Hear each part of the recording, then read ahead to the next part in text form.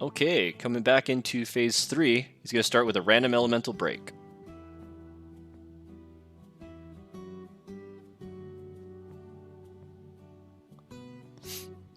Couple AoEs.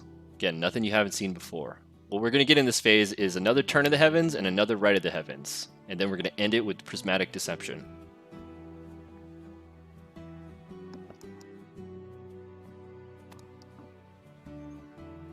Okay, Turn of the Heavens. Just like in phase 1, he's going to put the bubbles on the outside. And because he's fire, the blue bubbles will be safe. Now, one thing to note is that if he ever does fire Turn of the Heavens in this phase, you do what's called blue uptime. And I'm going to mark the safe spots here for you so you see them. These little pizza slices are safe. Now, it depends on where the blue pops up, but you're going to be in front of the blue markers because he's imbued with fire. Now, the other thing to note is the markers already tell you which bubble is yours. For example, I'm 3 in my clock spot. Brandon is C. So, whichever blue marker is on the blue markers, that's your spot. And you'll see the same thing recurring, and I'll show it for you. Now, we are doing blue uptime in this, and it's a common PF strategy, so this is a good one to know. Okay, you can see all the bubbles popped out. There's a red one and a blue one on each of my blue markers. So the blue one on the blue markers is safe. The scholar and the machinist are going to go to this blue marker over here. You can see them running over there.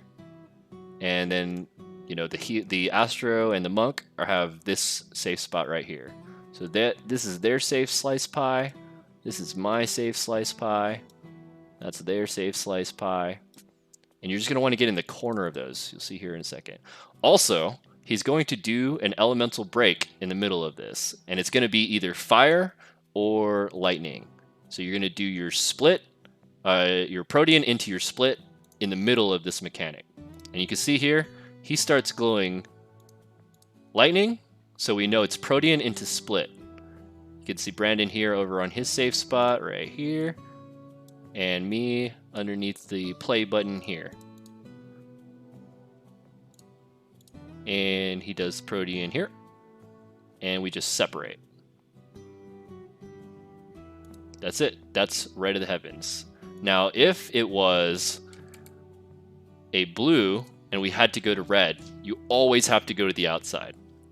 Now, what you want to note is these lines, these same lines that make the safe spots here, they go out. Oops, that's really shitty. But if it was blue instead of red, you would basically get behind the circle, and the other person would get on the other side.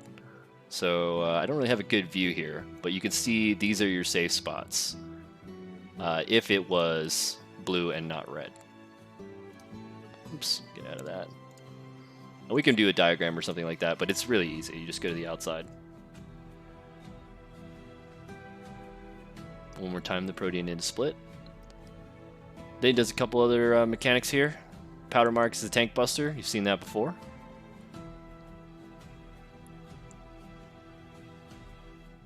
And Right of the Heavens. So the last Right of the Heavens, the tank is going to have that tank buster on him. It's not resolved like the first phase.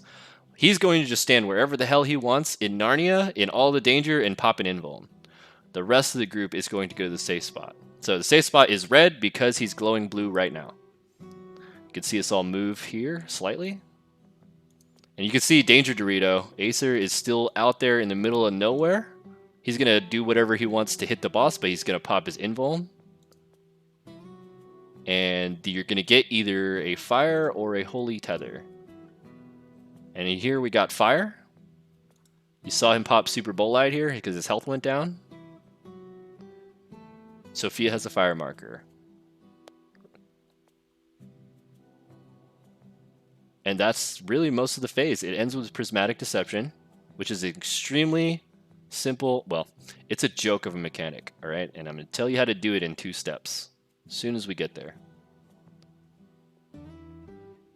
Tancred's going to do his Shadow Clone Jutsu bullshit, and you're going to run to your clock marker all the way to the edge of the arena.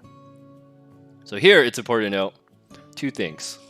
One, this guy is either going to raise his hand or not.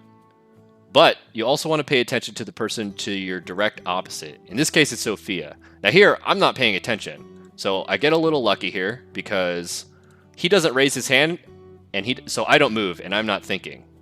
But luckily, on the other hand, and he didn't raise his hand either. If two people get no hand raise, those are the safe spots. So I look across and I'm like, oh shit, I didn't even check Sophia, but turned out we were the safe spot.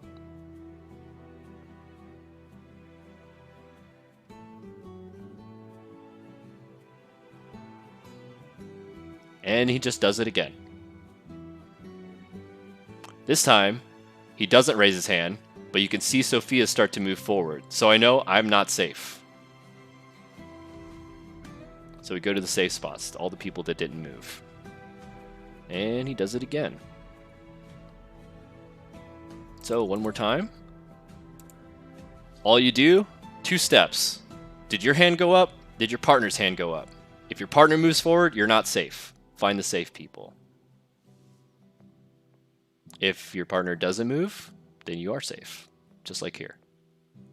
But here you can see, no hand raise, but Sophia moves, so I'm running over.